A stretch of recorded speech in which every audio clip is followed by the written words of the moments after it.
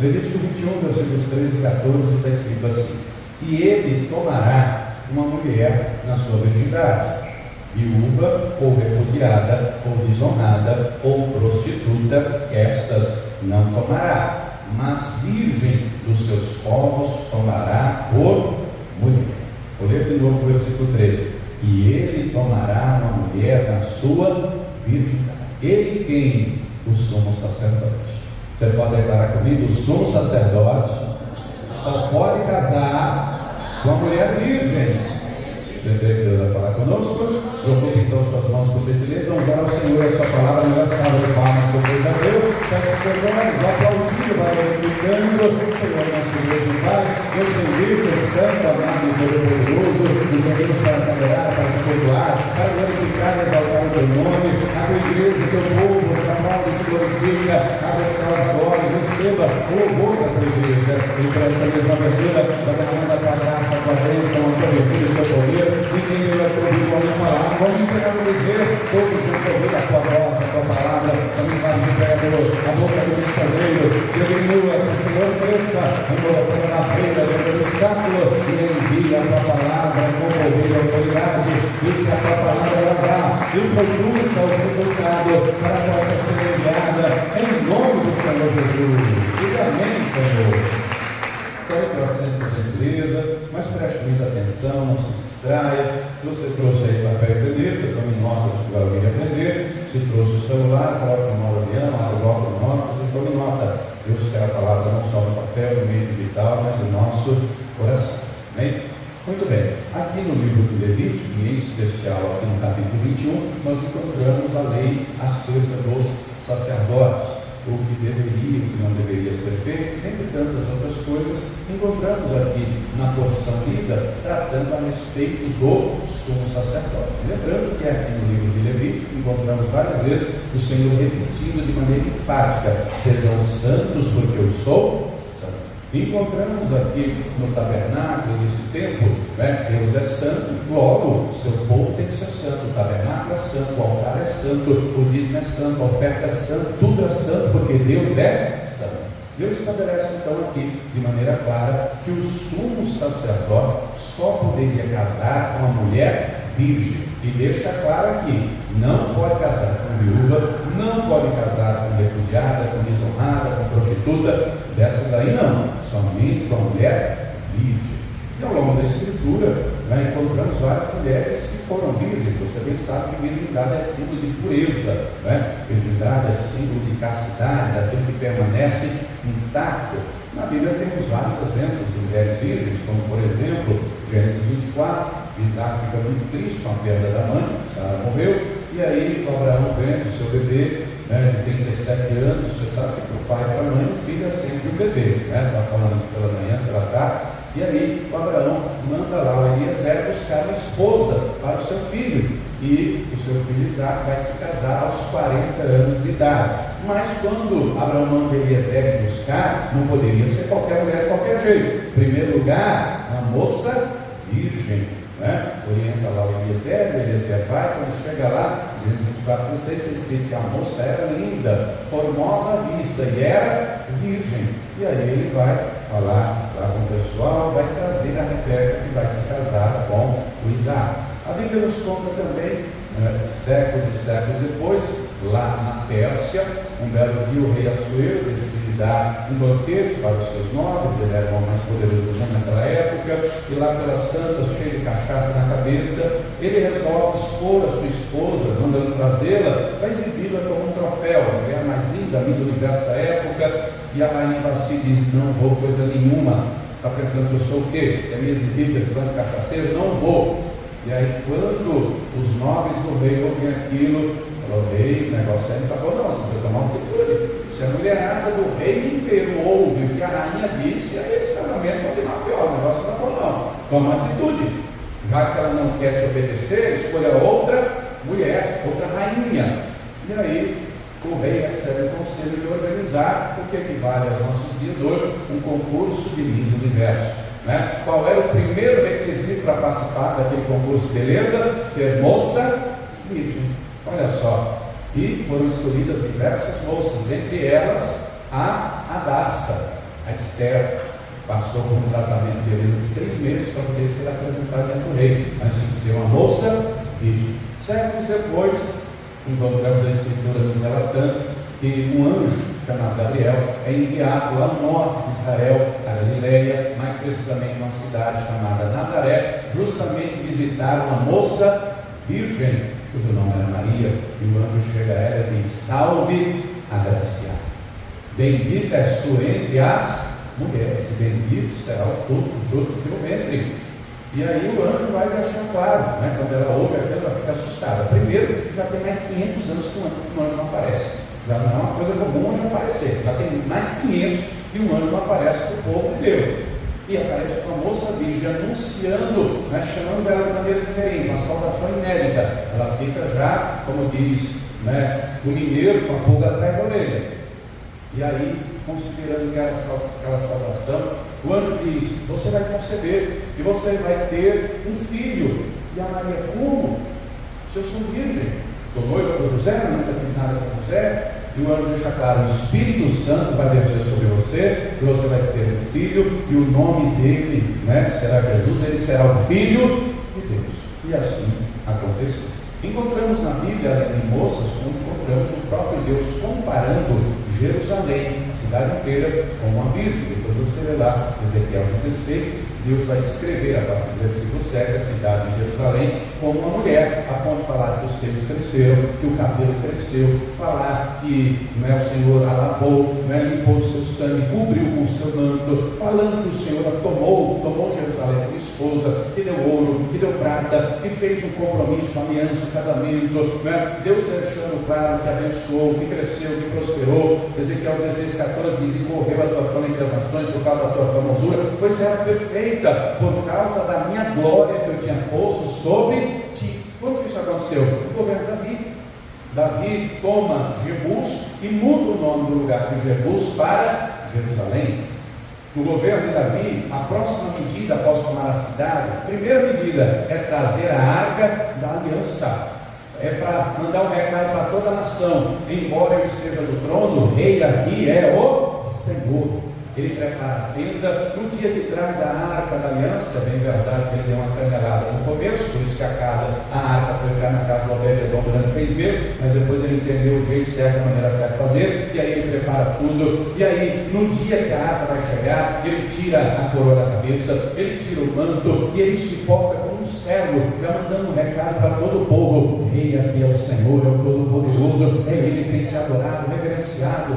Amical, filho do Saul, vê aquilo, chama ele de vagabundo. E aí ele deixa claro: eu me humilho na presença do Senhor. Meu pai tinha temor de Deus, depois que ele perdeu o trono, Deus deu para mim. Mas eu me humilho na presença do Senhor.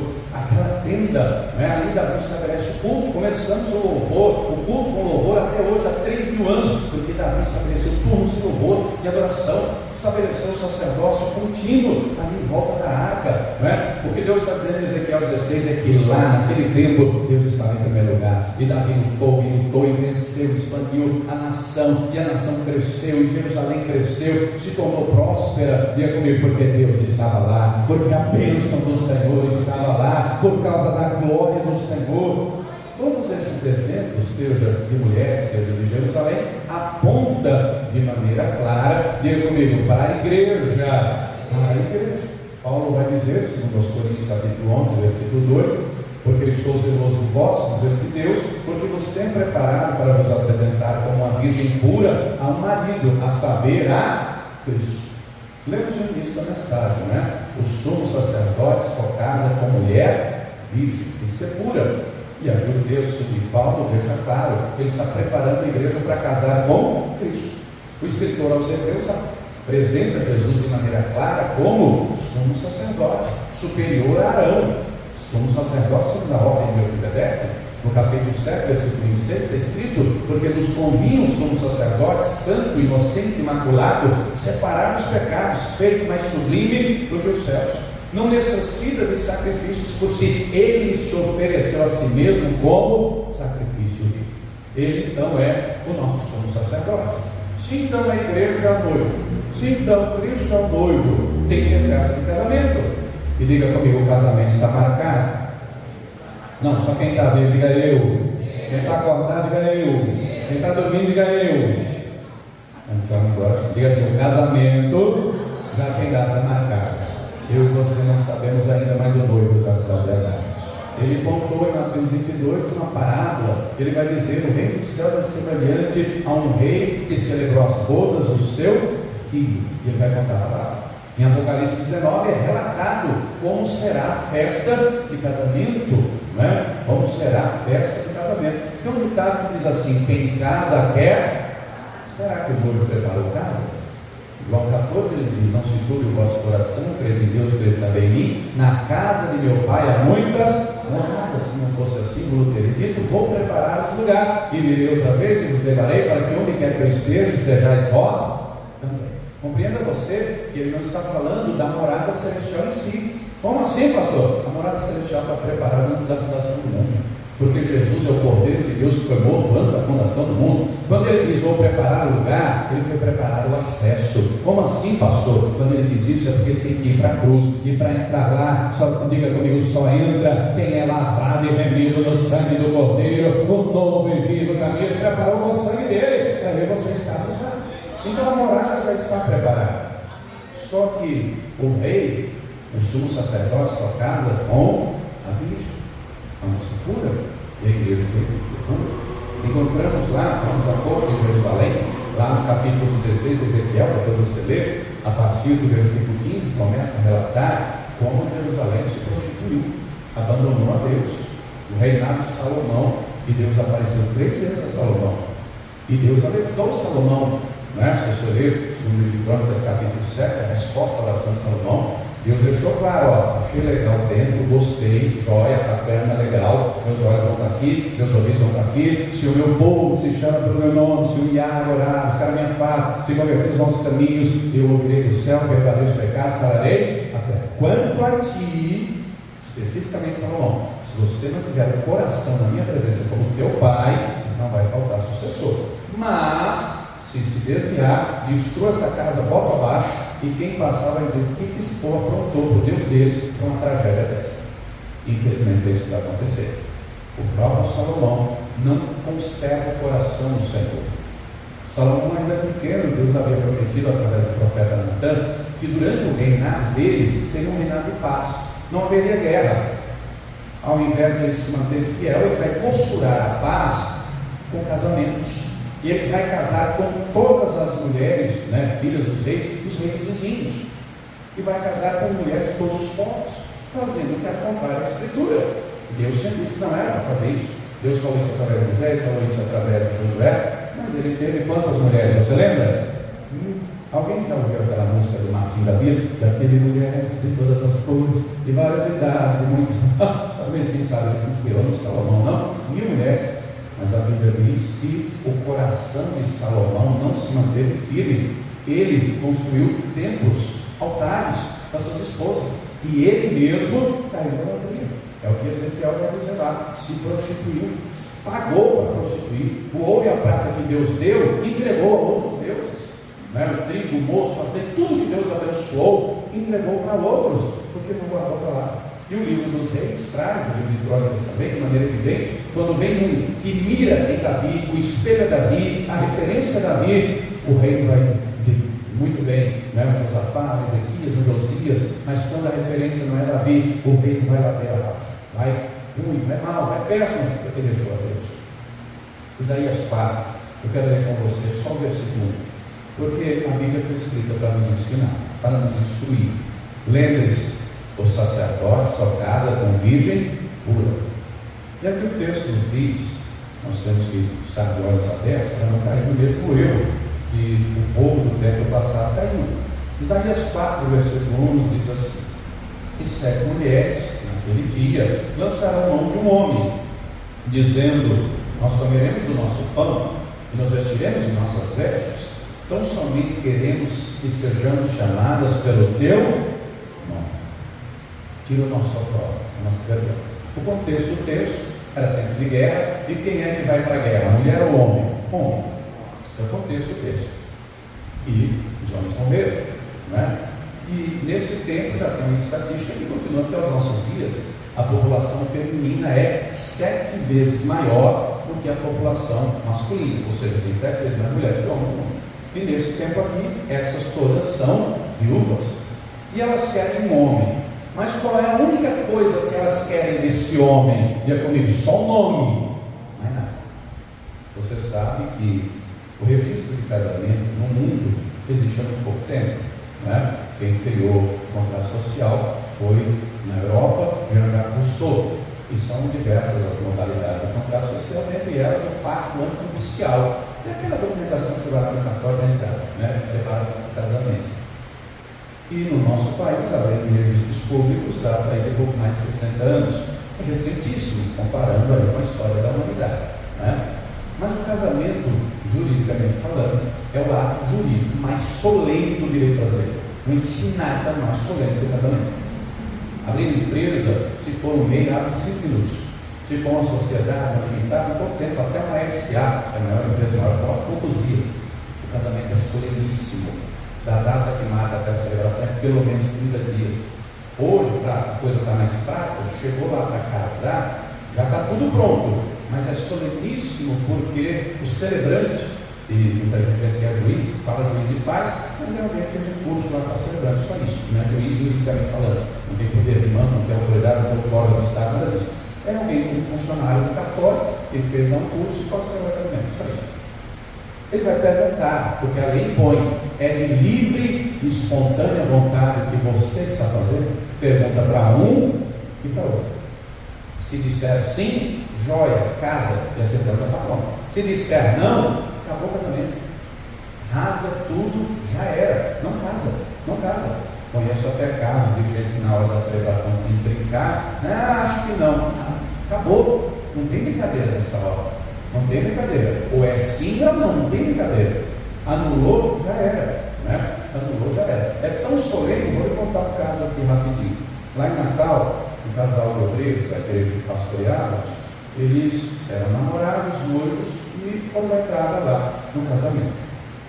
Muito bem. E aí levaram lá 2 testemunhas para casar. Você viu 2 testemunhas? Levaram todos os documentos e tal, deram a entrada lá.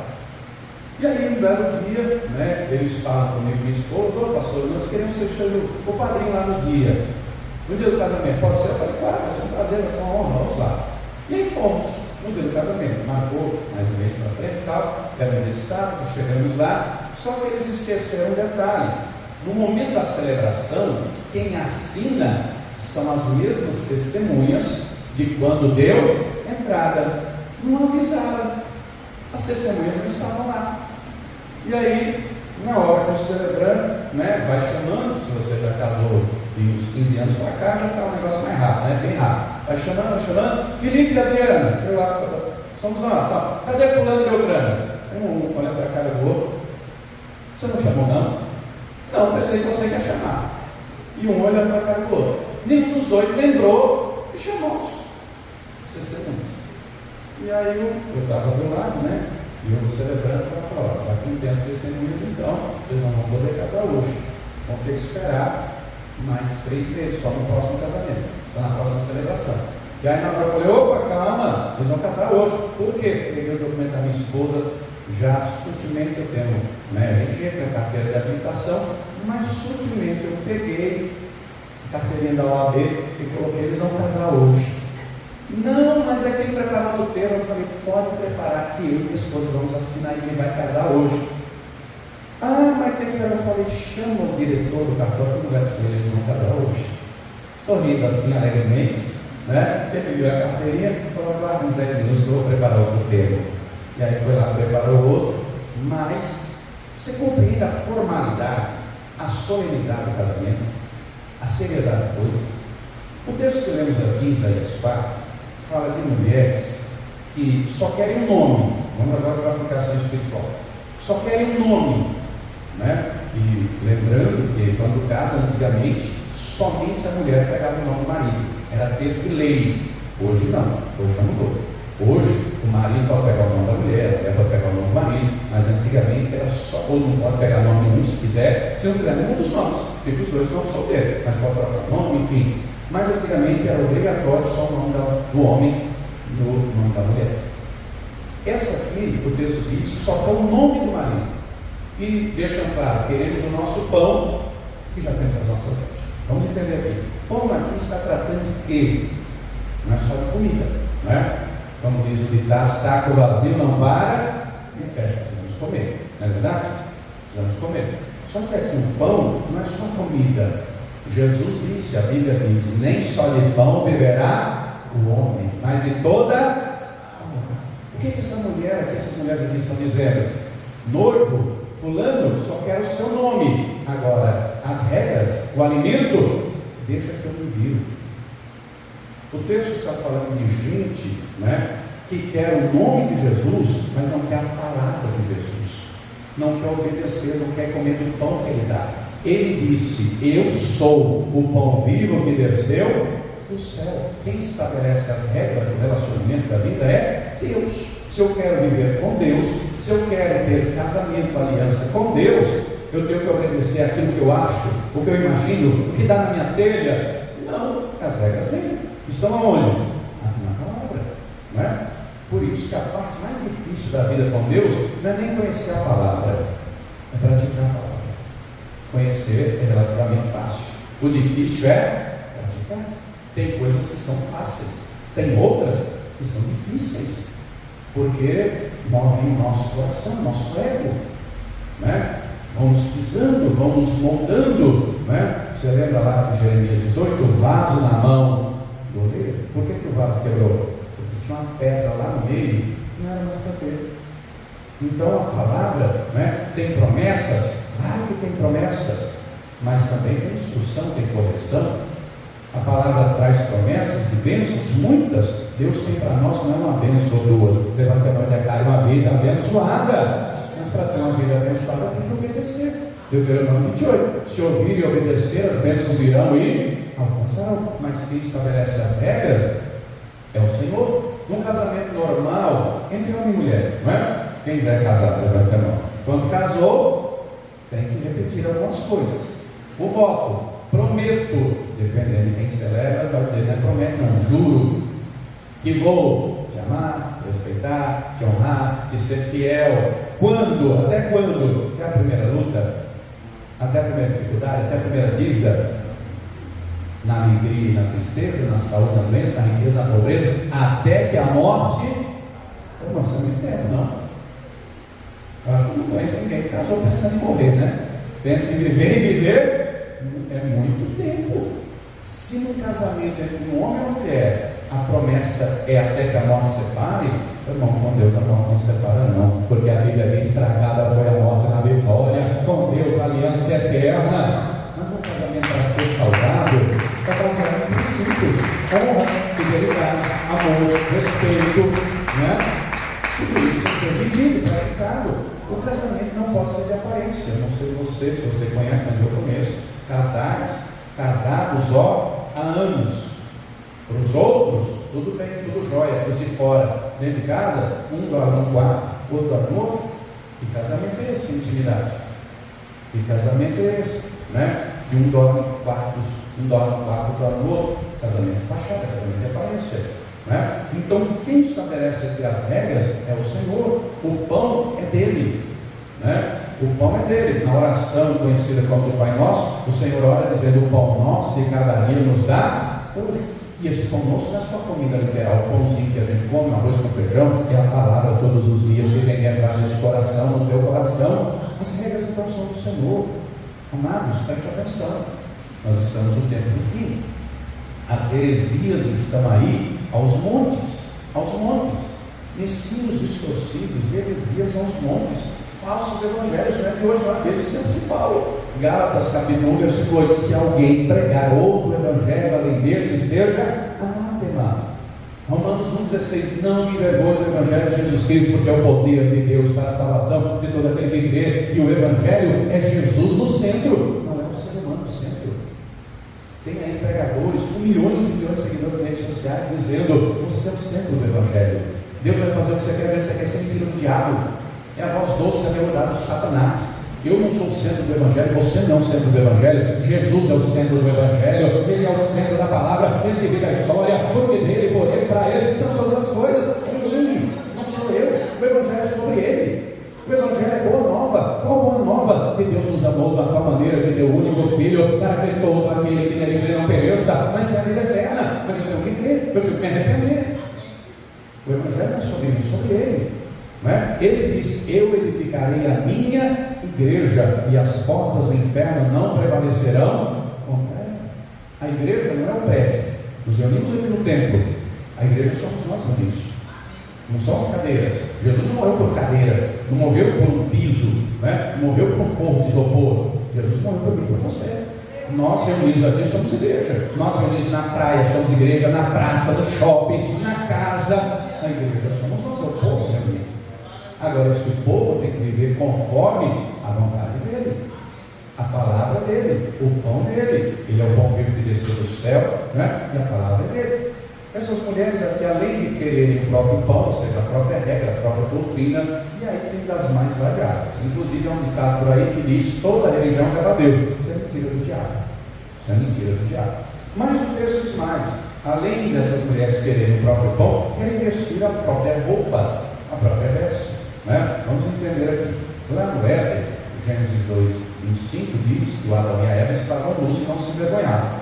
Fisicamente estavam nus, mas espiritualmente estavam cobertos pela glória de Deus. Quando pecaram, a Bíblia diz que os olhos deles se abriram e viram que estavam nus. Fisicamente sempre estiveram. Agora, que o pecado entrou, a glória de Deus, a graça de Deus os cobria e saiu. Qual foi o resultado imediato? Vergonha. Quando ouviram a voz de Deus, foram se esconder atrás da moita, atrás da árvore. Ouviram a voz de Deus. Depois eles vão costurar roupa com folha de figueira. Imagina uma roupa. Será que tinha máquina de costura naquela época? Será que tinha ali? Alguém costura? Alguma irmã ou irmão aí costura? Aqui do lado, acho que é aqui do lado que vem linha de costura, essa loja aqui do lado. Cara, não tinha. Eles costuraram com o quê? Muito provavelmente com cipó. Alguém nordestino já ouviu falar em caruá? Então você sabe o que é, cipó. Imagine que roupa muito mal feita, muito mal confeccionada. Aí Deus vai preparar para eles túnica de peles. E a maioria dos estudiosos diz que é o primeiro sacrifício ali, tipificando, apresentando Jesus, provavelmente uma ovelha, um cordeiro, um animal que foi morto para tirar a pele para cobrir. Nudez na Bíblia representa pecado. E aí o Senhor então trouxe vestes. Quem é que tem veste para mim e para você? Levante a mão e declare: Jesus Cristo. Levante a mão e declare: veste de salvação, é manto de justiça, como diz Isaías 61.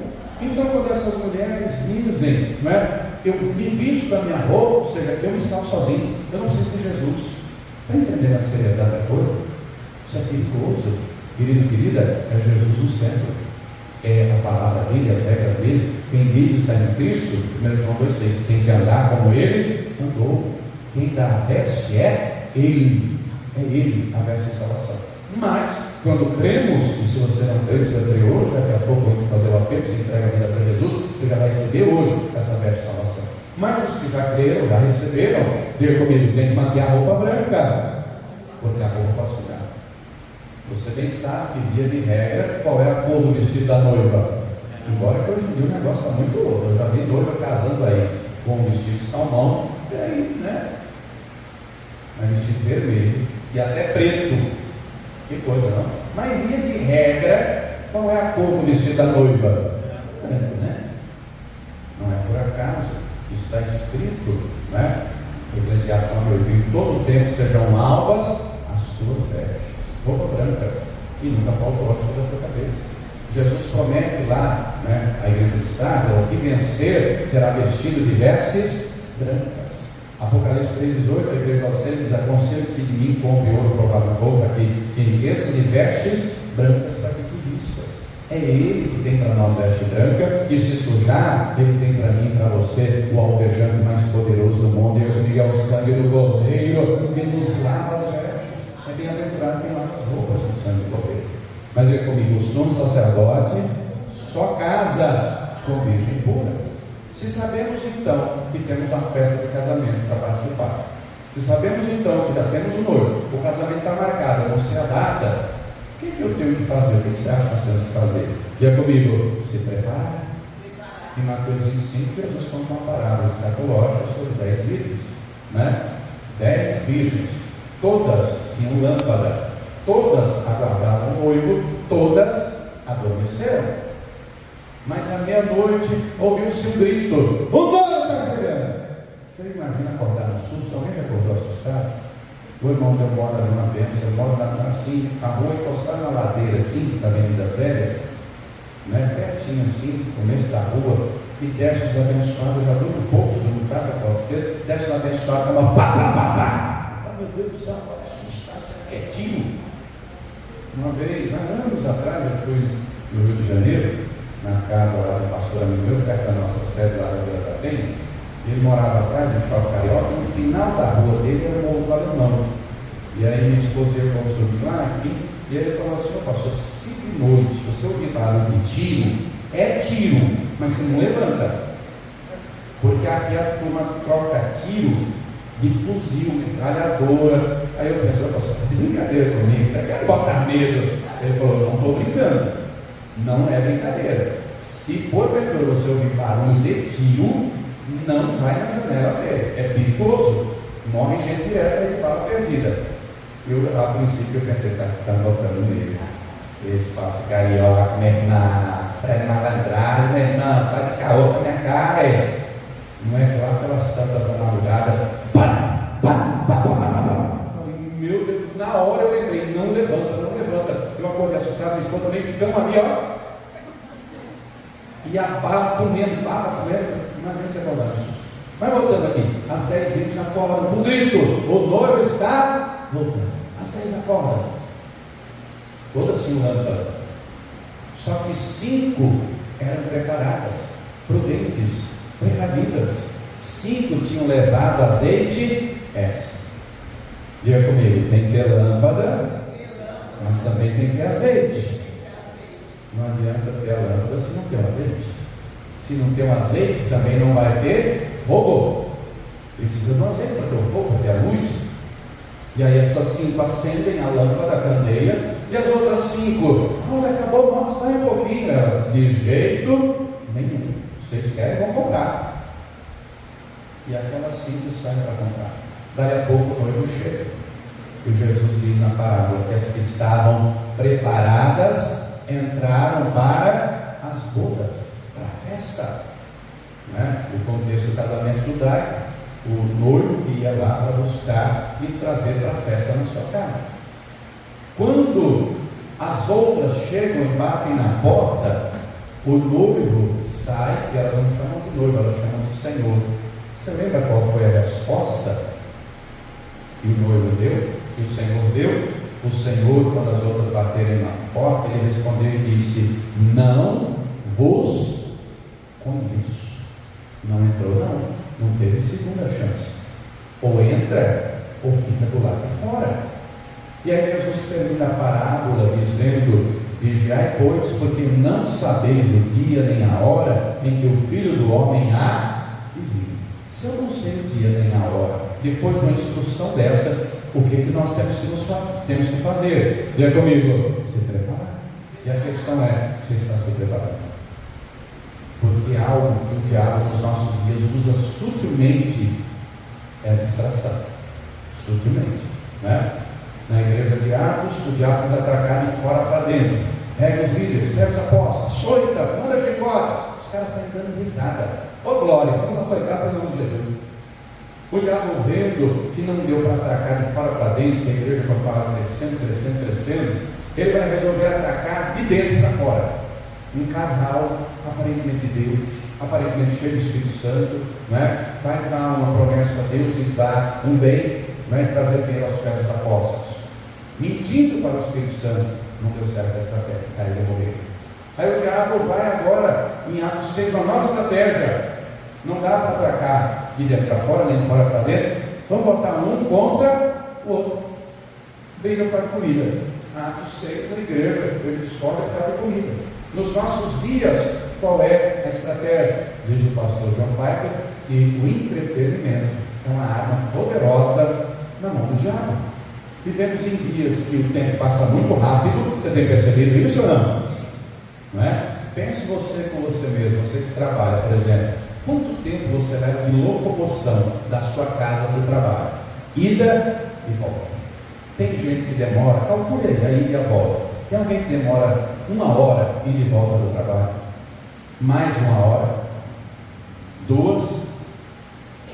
Olha, então imagine, mais de 2 horas para ir e voltar. Olha só que coisa. Dependendo da profissão e do local que trabalha, tem que acordar bem cedo, chega bem tarde. O dia é corrido, o tempo passa rápido, né? Acredito eu que todo mundo aqui tem um celular, não tem? Acredito eu que todo mundo deve ter rede social também, né? E hoje, né, todo mundo acredita que tem a televisão em casa. Hoje tem uma série de coisas que, se não tomarmos cuidado, roubam o nosso tempo. Roubam o nosso tempo, né? Às vezes, tem gente que não passa 1 hora orando, mas passa 1 hora no celular, vendo rede social. Olha só que perigo, né? Passou, isso é perigoso? Pois é, perigosíssimo, perigosíssimo, né?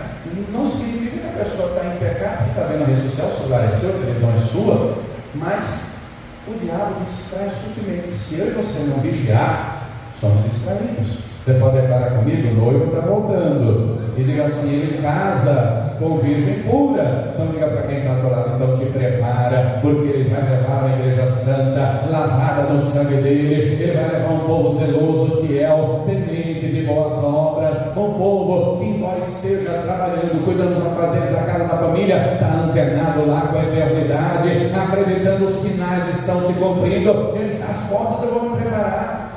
Estamos vivendo em dias, preste atenção, isso é outra coisa perigosa. Temos que trabalhar, claro, temos responsabilidades, contas, compromissos, família, mas vivemos em dias de muita gente que prega o Evangelho para o aqui e o agora. Você tem que ter, você tem que ser. É bem verdade, se trabalharmos, Deus promete abençoar o trabalho das nossas mãos, mas também está escrito: se esperarmos em Deus somente para essa vida, somos os mais miseráveis de todos os homens. Temos que trabalhar, claro, não é pecado ter uma casa, ter um carro, ter um bom salário. Agora, se o foco for só aqui e tirar o foco da eternidade, o que nós fazemos aqui pode comprometer a nossa eternidade. E está em uma série de heresias e doutrinas falsas. Dentre elas, alguém já ouviu falar em doutrina do purgatório? Durante mais de 1000 anos, a igreja romana teve esse negócio.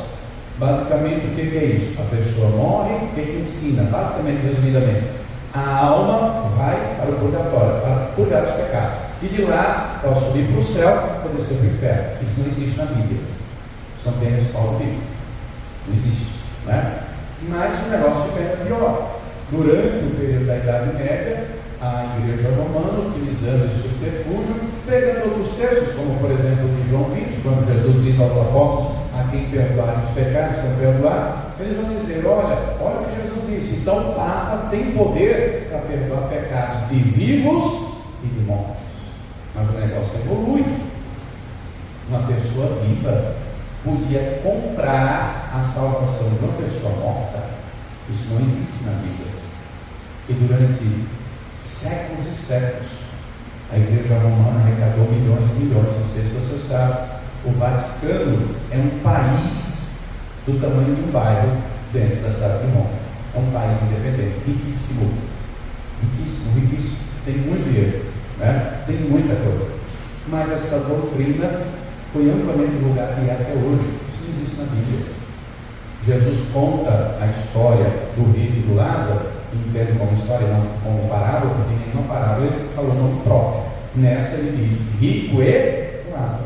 Morreu o rico, que vivia uma vida dissoluta, pecaminosa, promíscua, e foi direto para o inferno.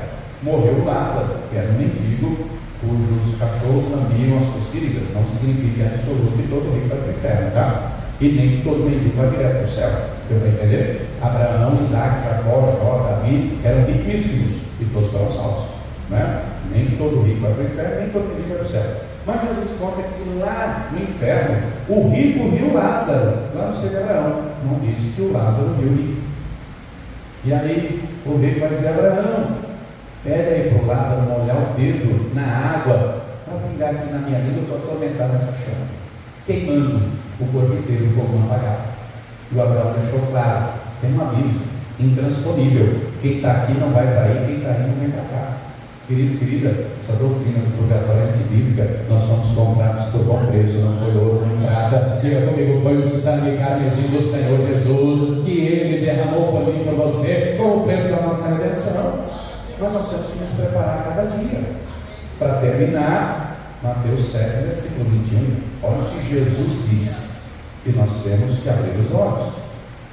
Nem todo o que me diz Senhor, Senhor, entrará no reino dos céus, mas aquele que faz a vontade de meu Pai que está nos céus. Muitos me dirão naquele dia: Senhor, Senhor, não profetizamos nós em teu nome, e em teu nome não expulsamos demônios, e em teu nome não fizemos muitas maravilhas? Preste atenção, em nome de Jesus as coisas acontecem. Você pode declarar comigo: o nome de Jesus tem poder, poderoso. Mas Jesus disse, versículo 23, então lhes direi abertamente: nunca vos conheci. Apartai-vos de mim, vós que praticais a iniquidade. E o que é iniquidade? Quando o pecado é uma coisa comum. Quando o pecado é uma coisa comum. Próximo final de semana já está aí as portas do carnaval. E para o mundo que não conhece a Deus é comum sair pelado no meio da rua. E aí você diz: pastor, mas eu não faço isso. Se você ligar a televisão para assistir, você está compactuando. Está entendendo a seriedade? Porque no versículo 21, Jesus diz: aquele que faz a vontade de meu Pai. E é da vontade do Pai a nossa santificação. Sem santificação ninguém verá. Então eu tenho que vigiar o que eu falo, o que eu penso, o que eu assisto. Quem está entendendo, diga agora, irmãos. Do que depender do diabo, ele vai fazer de tudo para sujar o nosso coração. Ele vai fazer de tudo para que a Bíblia, que é a igreja, não seja pura, não seja santa. Está entendendo o perigo?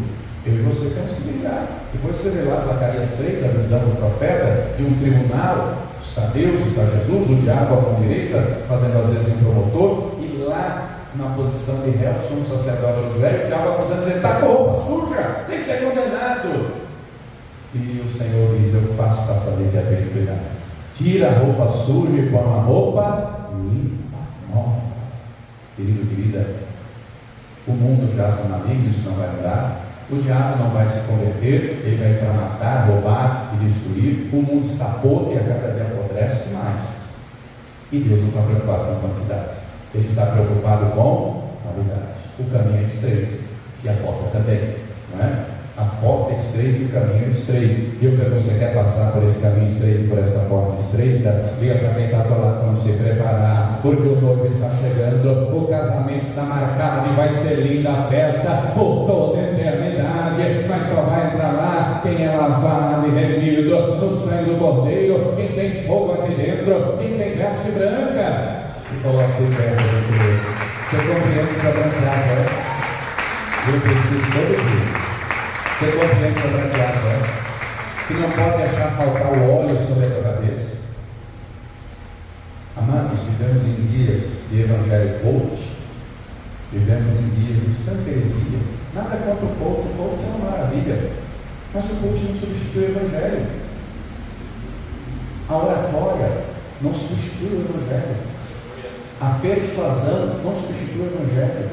A obra social temos que fazer evidência da nossa fé, mas é uma extensão, não é a comprovação de que eu creio no evangelho e estou praticando. Jesus é o evangelho, a palavra é o evangelho. E se o evangelho não muda o meu coração e o meu caráter, eu não estou vivendo o evangelho. Se eu me limito a uma celebração uma ou duas vezes por semana e fora da igreja a minha vida não tem nada a ver com Jesus, com a palavra dele, eu estou me enganando. E eu posso enganar você pode enganar quem está do teu lado, mas a Deus ninguém engana. O Senhor está às portas. Nós temos que nos preparar. Deus não nivela por baixo, Deus nivela por cima. Para Ele só precisa um. Lembra lá, né, o que Abraão fala com o Senhor quando ouve o Senhor anunciando a destruição de Sodoma e Gomorra? Abraão intercede: se lá tivesse 50 justos, eu não destruo. E ele vai diminuindo: 45, 40, 30.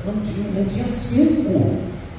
Na geração de Enoque, ele andou com Deus e ele foi arrebatado. Na geração de Noé, ele andou com Deus. Na geração de Abraão, ele andou com Deus. Saíram do Egito 600.000 homens, só 2 entraram na terra prometida. Querido, querida, Deus nunca dá por cima. Vivemos em dias de um evangelho, tome cuidado, de hipergraça. Sabe o que é hipergraça? Você já está salvo para o que você quiser. Isso é mentira do diabo, querido. Sem santificação ninguém verá a Deus. Pastor, não sou senhor também não, querido. Por isso que a Bíblia diz, aperfeiçoando a santificação no temor de Deus. A cada dia melhorando, a cada dia orando, a cada dia buscando, a cada dia se alimentando. Não é do meu próprio pão, é do pão da vida que é Jesus Cristo. A cada dia vestindo, não é só a veste física, mas a veste espiritual de salvação. E conferindo, está branca, está branquinha. Se tiver uma manchinha que seja, Senhor, lava aqui. Senhor, limpa aqui, eu quero a minha veste branca diante do Senhor. Todo dia dizer, Senhor, derrama óleo fresco na minha cabeça. Senhor, eu quero fogo aceso, a chama acesa aqui dentro, ardendo no meu coração. Oh Senhor, eu quero te adorar e ter intimidade contigo, comunhão contigo. Querido, casamento pressupõe intimidade. Tem que ter intimidade. Os segredos do Senhor, devocional de hoje de manhã, você recebeu? Primeiro, a intimidade do Senhor são para os que temem. A esses ele vai revelar os seus segredos. Ele vai revelar tanta coisa para você. Querido, Isaías 5. Isaías, quando estava olhando para a terra, só via maldade, pecado, é disso, mas daquilo, a inversão completa de valores. Isaías 6, ele vai diante do Todo-Poderoso. Quando ele vê a glória do Altíssimo, o esplendor, o manto do Todo-Poderoso que enche a casa inteira, a casa treme com o som da voz do Senhor, ele diz, ai de mim que vou perecer, porque eu sou um homem de cruzado, não é o fulano, não é o beltrano, não é o ciclano, sou eu. O Senhor o rejeitou, mandou o anjo pegar a brasa e tocar nos lábios dele e santificar. Como Deus é fantástico. Depois o Senhor pergunta assim, a quem enviarei? Quem será que eu vou mandar? Quem será? Será que Deus usa das perguntas? Deus estava esperando a resposta de Isaías. Manda eu, agora eu estou santificado, agora minha boca é santa, agora eu estou santificado, agora eu posso ser profeta, agora eu posso levar o Evangelho. O Evangelho só dentro da igreja, do templo, não é Evangelho. O Evangelho tem que ser vivido na sua casa todo dia, no seu trabalho, tem que estar no seu coração e nos seus lábios. Vai ter luta? Claro que vai, mas a presença do Senhor conosco é garantida. E a promessa, o choro pode durar a noite, mas a alegria virá. Ele tem que lapidar o nosso coração, tem que desmoldar. O Evangelho, a palavra, como aqueles dois lá no caminho de Emaús, porventura não ardia em nós, no nosso coração, quando pelo caminho nos abrir as Escrituras. A palavra será que ainda arde no seu coração? Ainda alegria quando você ouve, ou diz, vou à casa do Senhor, ou vem por vir. Ou faz por fazer. Isso é perigoso. Tem que ter fogo aqui dentro, tem que ter o coração batendo, tem que ter azeite derramando, tem que ter brilho nos olhos. Senhor, como eu amo a tua presença, Senhor, como eu amo a tua palavra, é minha meditação todos os dias. Uma tua presença maravilhosa. Você reconhece que precisa branquear as vestes, precisa do óleo fresco do Espírito Santo, o fogo ardendo no seu coração. Então está no seu lugar, todos juntos que é fé. Vamos orar.